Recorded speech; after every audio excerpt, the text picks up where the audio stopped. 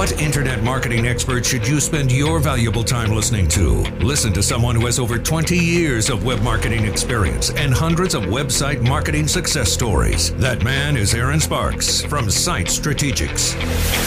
And this is Edge of the Web Radio. Hey, in this segment, we're talking about something interesting that came to light here over the last week.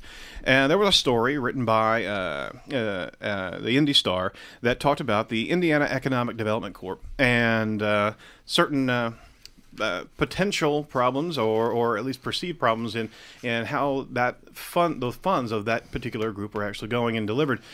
We wanted to talk about that and actually bring Doug in on talking about some of these issues as it reflects inside of just general funding from the government, as well as just some issues inside of journalism and what it really means to the business growth of Indiana. So we kind of have an open forum here on talking about the article, and we'll go forward from there. Doug, give us a backstory of what has happened here. Well, you know, I someone had contacted me and told me, hey, did you see this story? Because a lot of the clients that we touch are Indianapolis technology-based companies, Indiana technology-based companies. And so a lot of our clients are touched by the IEDC, which is a Economic Development Committee. Mm-hmm. Basically, they have some public funds and then they have some federal funds, and they make decisions basically on who to give tax grants to, who to give growth money to, secure loans. They can make or break a company. And, you know, the irony of it is that I'm not a fan of government, you know, picking winners and losers. We've seen at a federal level, it's been a disaster. But what I can say is, because Indianapolis is such a small investment community, and I say Indianapolis when I'm talking about Indiana, just because that's a center, you know, focus. Sure. Is sometimes there's not enough money to move a company. So, you know, you have someone like Gravity Ventures, who is a fantastic, mom and pop kind of investment firm, started with Christian Anderson and everything. And they're able to give a little bit of money to a company, and it's that small bump to maybe hire a second person or a third person. But it's not enough to put them on a level playing field with, let's say, a Boston or San Francisco. Boston, I read, has, you know, $3.6 billion in investment funding. Oh, wow. Boston alone, just the city, you know, and then you got San Francisco, I think, is 11, you know, gazillionaire, whatever it is, right? Well, in Indianapolis, we have a really great, because it's in the Midwest, because prices are low, because we have this private and public college system feeding the talent here.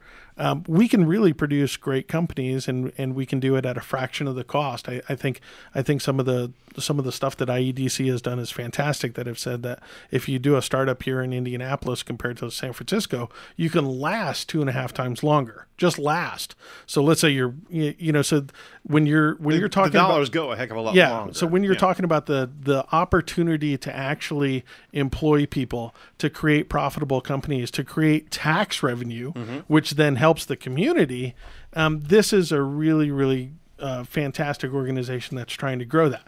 Now, it's a small circle. You got that right. So I read the article. I was honestly angry enough to talk to you and say, let's do a show about this. Absolutely. Because I really feel that this article does an absolute disservice to this community, rather than talking about the pros and the positives of all of these companies that have been touched with this investment fund, all of the people that have been employed by it, all of the growth that these guys have seen. Right. They took, you know, a couple relationships between, you know, people in the IEDC and relatives that owned parts of companies, and said, oh my God, you know, and Gary Varvel even did a cartoon that basically said the IEDC was just serving up money, you know, to the old boys club. And I where I'm upset at it is, this is just a hit job. It's one single shallow view, and there's a lot of words that the reporter uses in this that are vague. You know, this person was accused of, this person has a relationship with. He uses, you know, Republican a couple times in there. It implies disparity, but there's no evidence of none. problematic dealings. In fact, the IEDC, as well as a number of other organizations, were reviewing the relationships, and they saw nothing unethical that was going on. A couple things. These people that represent the IEDC and Elevate Ventures, many of these people were asked by the government to volunteer their time to do some of this. Right. They were not out to get government money. They were literally asked by Mitch Daniels, "Can you come run this?" And for the listeners, who is Elevate? So Elevate Ventures was originally a venture capital firm, and Marty can probably better explain than I do, but now they've converted into a nonprofit firm. Gotcha. And they're employed by the IEDC to basically do due diligence. Due diligence means basically investigate a company's technology, people, leadership, books, and determine whether or not they're a viable company for investment. Now, why would the government actually hire a party to be able to do just this? One, experience, Yep. right? If you're a government bureaucrat, how much experience do you have running a private company? Right. And two is Elevate. It's really funny because they say, Elevate's founder and chairman, a well-connected businessman. Well, yeah. Who else do you want in charge of a company that's going to take public and private funds and invest it than a well-connected businessman? I want a mid-tier government worker to actually vet all that out. That's what I want. Yeah, and the other thing to keep in mind is, before this partnership was formed, the state itself, depending on who you ask, was doing a less than thorough, ideal job in investing in technology companies. And we've seen enough of the failures talked about by the Star as well. So, if you take a step back and think about why this partnership was even formed to begin with, it was done for, I think, all the right reasons. Yep. Another thing that's important to keep in mind is that the way companies grow is they'll get funding from, say, the IEDC via Elevate. And as they continue to grow, they'll be able to go out and get additional funding from other groups. Right.